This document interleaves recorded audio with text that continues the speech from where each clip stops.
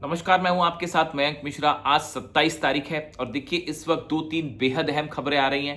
पहली खबर यह है कि ईरान के साथ अमेरिका की एक कोशिश थी कि किसी तरह से बातचीत फिर से शुरू की जाए, सीज फायर को आगे बढ़ाया जाए, हॉर्मूज खोलने का कोई प्लान तैयार किया जाए, लेकिन ये सारी कोशिशें फिलहाल नाकाम हो गई हैं। जो जनरल मुनीर का दौरा था तेहरान का, वो भी फेल बताया जा रहा है। सीआईए चीफ रेडक्लिफ जो है वो रशिया गए थे, रूस गए थे और वहां से वो कोशिश कर रहे थे कि किसी तरह से रूस को तैयार किया जाए कि वो ईरान को मनाए और बातचीत के टेबल पर लाए। वो कोशिश भी नाकाम हो गई है। इस बीच एक ऐसे सवाल का जवाब दिया गया है ईरान की तरफ से जो पिछले कई दिनों से पूछा जा रहा था, और वो सवाल ये कि क्या मेका पैक्ट में, यानी मुस्लिम देशों का जो संगठन बना, मेका पैक्ट हुआ जिसमें पाकिस्तान, सऊदी और तुर्की शामिल हैं, क्या ईरान इसका सदस्य बनने जा रहा है?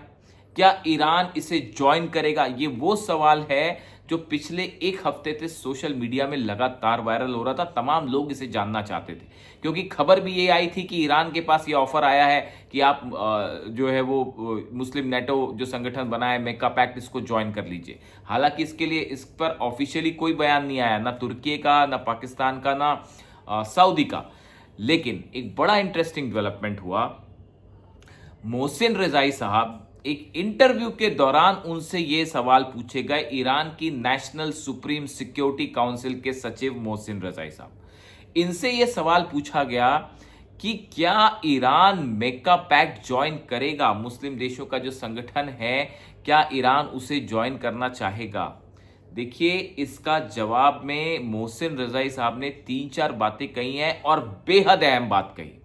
सबसे पहली बात उन्होंने कही कि ईरान ऐसे कोई संगठन को ज्वाइन नहीं करेगा जिसके बारे में उसे पहले से जानकारी नहीं दी गई थी।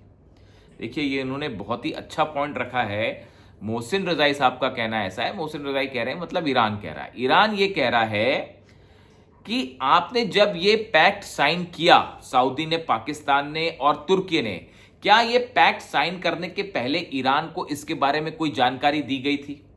क्या ईरान से सलाह मशविरा किया गया था? क्या इस पैक्ट होने के पहले ईरान को इसमें ज्वाइन करने का प्रपोजल दिया गया था?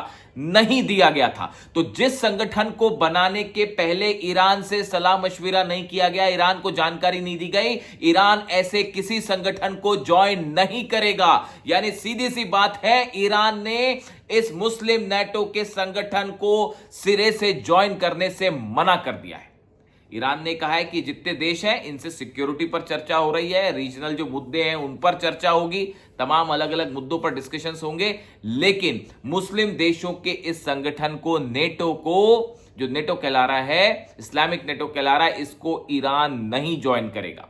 और पहली वजह उन्होंने बताई कि जब ये संगठन बना था, क्या उसके पहले ईरान से चर्चा हुई? नहीं हुई। बात नंबर एक। मोहसिन रजाई का दूसरा जवाब सुनिए, ये बताता है कि कितनी फाइन फॉरेन पॉलिसी ईरान इस समय कर रहा है और कितना एग्रेसिव अप्रोच ले रखा है। और जवाब देखिए आप, इसे कहते हैं सेल्फ रिस्पेक्ट वाला जवाब है ईरान का ये। दूसरी बात उनसे पूछी गई तो उन्होंने दूसरा जवाब दिया कि क्यों ईरान ज्वाइन नहीं करेगा। इसका जवाब देते हुए उन्होंने कहा कि इस संगठन में ऐसे देश हैं जिनके अमेरिका से बहुत अच्छे संबंध हैं। आप सऊदी को देख लीजिए, आप तुर्की को देख लीजिए, आप पाकिस्तान, बल्कि तीनों देश ऐसे हैं जिनके अमेरिका से अच्छे संबंध हैं।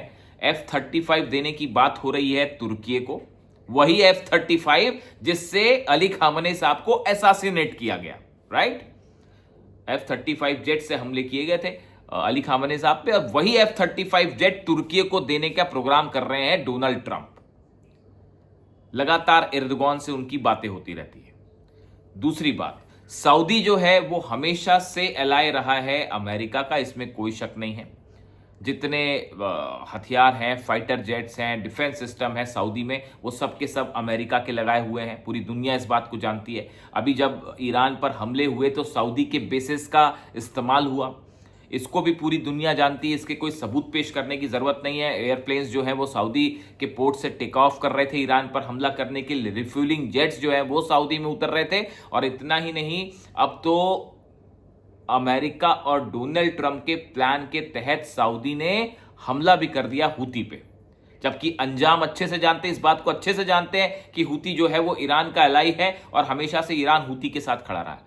बल्कि इसके बावजूद, ये जानने के बावजूद सऊदी ने हमला किया हूती के ऊपर, तो ये अमेरिका के बहकावे में आके किया। पाकिस्तान के जहां तक सवाल है, जनरल मुनीर और शहबाज शरीफ के डोनाल्ड ट्रंप से जो संबंध है वो किसी से छुपे नहीं है, सब जानते हैं। तो ऐसे हालात में ईरान का ये कहना है कि हम किसी ऐसे संगठन का हिस्सा नहीं बन सकते जिसके सदस्य जो हैं वो हमारे दुश्मनों के बड़े करीबी पार्टनर। ये दूसरा जवाब दिया मोहसिन रजाई साहब ने। अब तीसरा जवाब सुनिए, क्यों ईरान जो है वो मेक्का पैक्ट और ये मुस्लिम देशों का नाटो ज्वाइन नहीं करेगा। तीसरा जवाब सुनिए। तीसरा जवाब ये है, ईरान ने कहा कि कोई भी संगठन जब इस क्षेत्र में बढ़ेगा तो उस संगठन के सिद्धांत क्या होंगे, उस संगठन की पॉलिसीज क्या होगी, कौन सी फिलॉसफी पर, आइडियोलॉजी पर यह संगठन आगे चलेगा, इसके बारे में जब तक ईरान के साथ एक विस्तृत चर्चा करके एक कॉमन मिनिमम प्रोग्राम तैयार नहीं किया जाएगा, तब तक ईरान ऐसे किसी संगठन में शामिल नहीं होगा। आप जब कोई संगठन बनाते हैं, नेटो जैसा, अमेरिका के नेटो जैसा, या कोई और भी संगठन जब बनता है, कोई पैक्ट होता है, तो उसमें यह तय किया जाता है कि क्या सभी देशों पर हमला करने का नतीजा ये माना जाएगा कि सभी देशों पर हमला है, क्या मिल के एक्शन किया जाएगा, किस तरह के एक्शन होंगे, क्या मिलिट्री किसी तरह का वो बनाया जाएगा, एक समूह बनाया जाएगा जिसमें सारे देशों की मिलिट्री शामिल होगी। यानी एक पूरा प्रोसीजरल वर्क तैयार होता है जो एक आइडियोलॉजी पर बेस्ड होता है, जिसका एक कंसेप्ट होता है, एक विचारधारा होती है, उसके आधार पर वो संगठन आगे काम करता है। क्या ईरान से इस तरह के किसी आइडियोलॉजी की चर्चा की गई? क्या इस बात की चर्चा की गई कि ये जो संगठन किन सिद्धांतों पर आगे काम करेगा? मोहसिन रजाई साहब कह रहे हैं कि ये प्रिंसिपल्स, ये सिद्धांत, इनके बारे में ईरान से हमसे कोई डिस्कस नहीं हुआ है और हम ऐसे किसी संगठन को ज्वाइन नहीं करेंगे जहां पर हमारा इस संगठन का बेसिक कॉन्सेप्ट क्या है वही क्लियर ना हो। ये बात मोहसिन रजाई साहब की तरफ से की गई। उन्होंने ये बात भी कही कि ये संगठन आखिर क्यों बनाया गया। जो चौथी बड़ी बात कह रहे हैं वो कि ये संगठन आखिर क्यों बनाया गया, इसका मकसद क्या है? क्या इसका मकसद अमेरिका के खिलाफ संगठन बनाना है? क्या इसका मकसद इजराइल के खिलाफ जो है वो आगे बचाव करना है? जबकि ऐसा कुछ नहीं है। अमेरिका के कहने पर यह संगठन बनाया गया है, इसको ईरान अच्छी तरह से समझता है और इजराइल से ये काउंटर करने की हालत में नहीं है। कोई भी ये देश जो है वो इजराइल पर कभी हमला करेंगे नहीं और ना ही हमला करने की सिचुएशन में, और ना अमेरिका हमला करने देगा। क्या सऊदी इजराइल पर हमला करने की हिम्मत रख रहा है? नहीं रख रहा। क्या तुर्की इजराइल से जंग करेगा? बिल्कुल नहीं करेगा। अमेरिका करने भी नहीं देगा। क्या पाकिस्तान इजराइल से जंग करने जा रहा है? नहीं करने जा रहा है। ये फैक्ट है। ये हिम्मत सिर्फ ईरान कर सकता है और कोई देश नहीं कर सकता। ये बात सब जानते हैं। इसमें कुछ छुपाने वाली, किसी को फेवर करने वाली और किसी के अगेंस्ट बोलने वाली बात ही नहीं है। ये आप सब जान रहे हैं। तो ऐसे में मोहसिन रजाई साहब ने सवाल खड़ा किया, आखिर ये इसका मकसद क्या है जो आपने एलआई बनाया, ये जो नेटो संगठन बनाया है मुस्लिम देशों का, इसका मकसद क्या है? जब आपका मकसद ही क्लियर नहीं है, क्या इसका मकसद यही है ना, हिडन एजेंडा आपका यही है कि हॉर्मुज खुलवाया जाए, बाबल मंदेब खुलवाया जाए और मुस्लिम देशों की सेना जो है तैयार करके उसको ईरान के सामने कर दो, ईरान के पंख कतरने के लिए, बस यही बात है। ईरान को समझ नहीं आ रही बात, बिल्कुल समझ में आ रही है बात।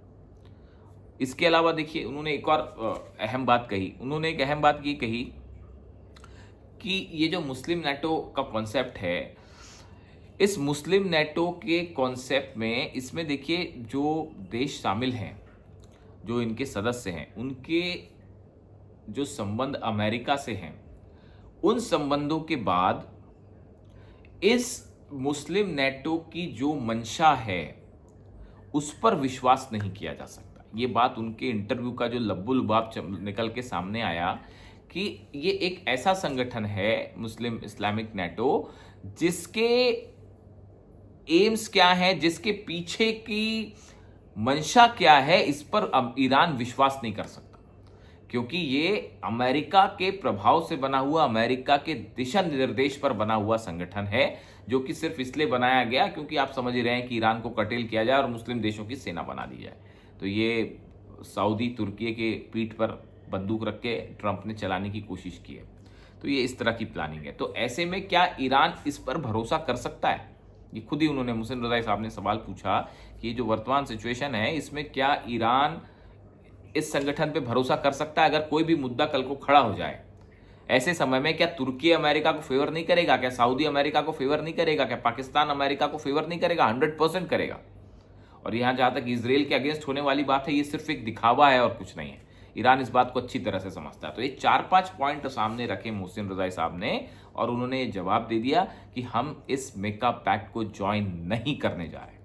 ऑफिशियली कोई प्रस्ताव आया भी नहीं था, लेकिन ईरान के कुछ अधिकारियों की तरफ से बयान आया कि इस तरह के जो है प्रपोजल हमारे पास आ रहे हैं अनऑफिशियल तरीके से, आप भी मेका पैक्ट में शामिल हो जाइए।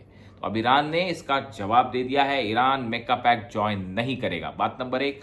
बात नंबर 2, जो कोशिशें डोनाल्ड ट्रंप कर रहे थे CIA चीफ को रशिया भेज के किसी तरह से ईरान को मनाने की, दबाव डालने की, बातचीत के टेबल पर लाने की, वो मिशन CIA फेल हो चुका है।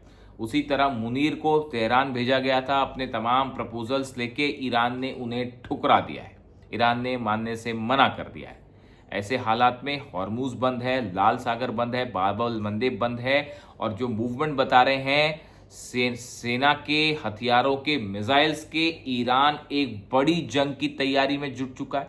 शायद ईरान के पास ये इंफॉर्मेशन है कि अमेरिका धोखे से हमला कर सकता है और कभी भी स्ट्राइक हो सकती है। उसके लिए ईरान तैयार है, अपनी मिसाइल्स, एंटी शिप मिसाइल्स खासतौर पर हॉर्मुज पे तैयार है। और किसी भी तरह का अगर हमला होता है अमेरिका की तरफ से, जैसा पीट हेग्सेथ रक्षा मंत्री अमेरिका के कह रहे हैं जरूरत पड़ेगी तो हम हमला करेंगे, उस सूरत हाल में अब तक का सबसे करारा जवाब देने के लिए ईरान तैयार है। और इस वक्त जो ये एक सस्पेंस बना हुआ था मुस्लिम पैक्ट को लेकर, इसको लेकर ईरान ने अपना स्टैंड साफ कर दिया है कि हम इसका सदस्य नहीं बनेंगे। वीडियो कैसा लगा कमेंट करके जरूर बताएं, शेयर करें, सब्सक्राइब करें। Thank you so much.